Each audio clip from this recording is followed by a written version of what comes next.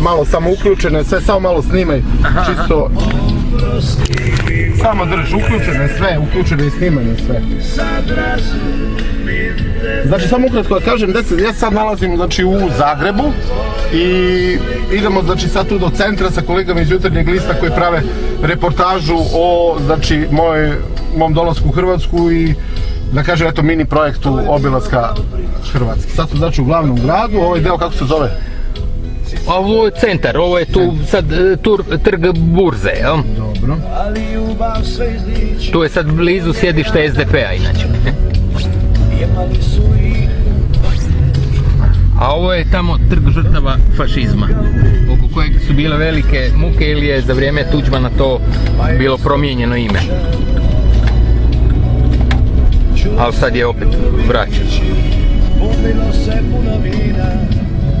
Ja znam, mislim, prati površno, znači sve to, ja znam da je sada velika tenzija u Hrvatskoj i vezano za slučaj bivšeg premijera Ivana Sanadera i vezano za neke druge stvari. Čak znam, ja sam bio sam položio cveće na spomenik ovima koji su branitelji Dubrovnika, bio sam baš u Dubrovniku na dan. Ja jednostavno mislim da treba poštovati žrtve i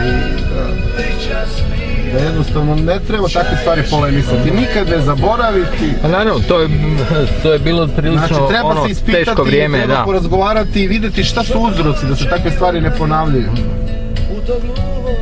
Ali naravno postoji samo individualna odgovornost, znači to osuđivati cele narode i takve stvari nikad nije prolazilo i mislim da neće nikada prolaziti. Ali nažalost ima zagovornike tih teza.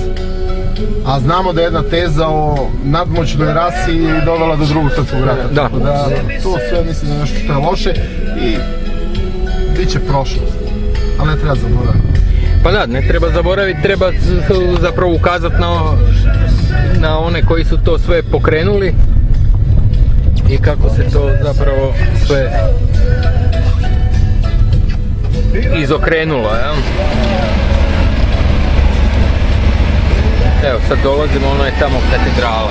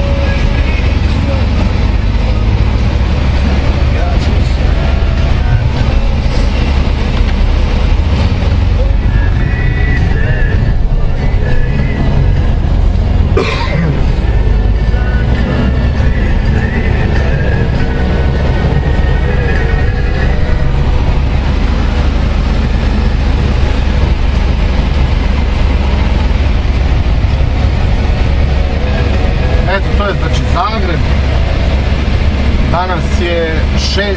oktobar 2010. godine.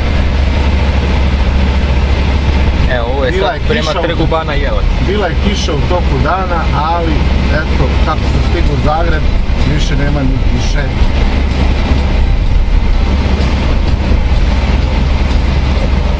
Možda mi daš da to ugasim.